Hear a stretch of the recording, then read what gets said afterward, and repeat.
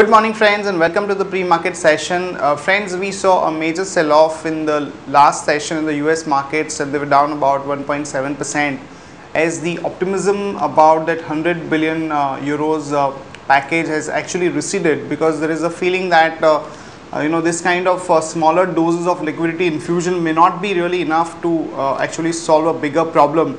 And from that perspective, we have seen that in the last 1.5 years, we've seen various doses of bailouts or infusion which has happened, but they have really not helped the market sentiment beyond 2 or 3 days. So the same thing has happened in this case also, and what we believe is that the event which is there on the 17th about the Greece elections and whether Greece would remain part of the Eurozone, I think that is far more critical than these liquidity doses. So overall sentiment on that front is definitely bad.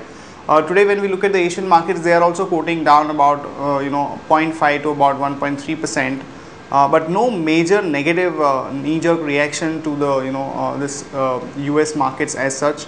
Also friends, some important data points are going to be out today. IIP number, though its significance is not that much because it's been quite lumpy for a while. Last month we had a negative 3.5%, and this time around the expectation is 1.6%. But what is important is that if we have a continued slowdown which is reflected by a slower IIP number, then probably it would make a stronger case for a rate cut, which is what the market is hoping for. So we'll watch out for that a little later. Let's first do a technical check with Jatin. Hi Jatin, good morning.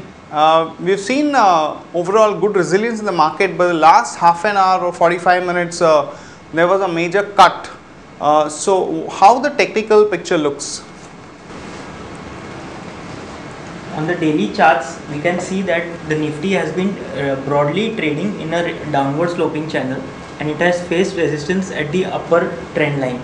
Yesterday, the Nifty opened with a gap up but closed in the negative, which is a sign of short-term reversal to downward bias.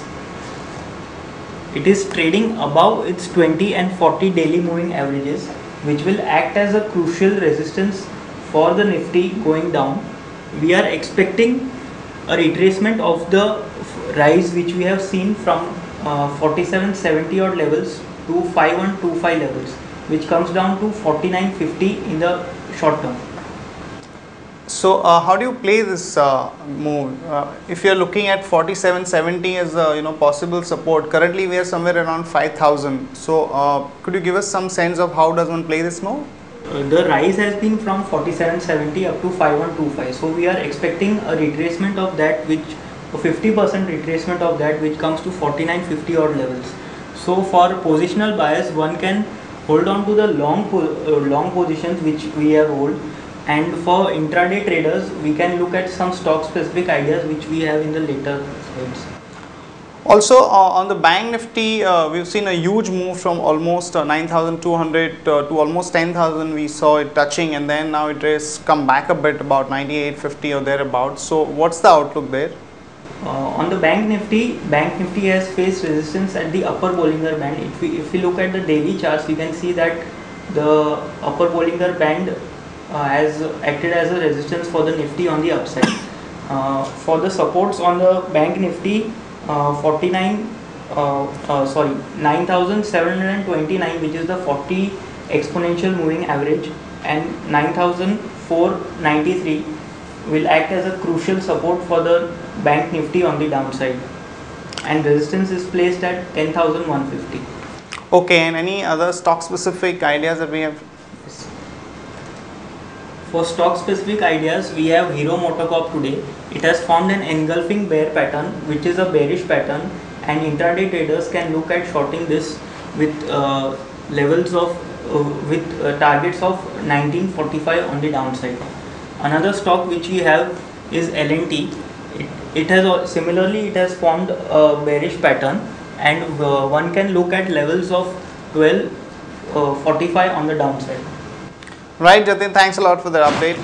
Friends, in terms of flows, FIIs were net buyers to the tune of 130 crore in the cash market yesterday, and the domestic institutions were sellers to the tune of 215 crore. However, in the F&O segment, FIIs bought to the tune of 1065 crore. for the last 2 to 3 days, we are seeing a good amount of buying in the F&O segment by the FIs, and in the cash market segment, the figures are not really good enough. Also, friends, what is important to note is that yesterday, in the last 45 minutes, the market cracked quite sharply and closed below 200 days moving average after the news that S&P may actually downgrade India below the investment grade, and because of which there was a negative sentimental reaction. So we'll have to see whether this kind of news actually hits the sentiment beyond a point.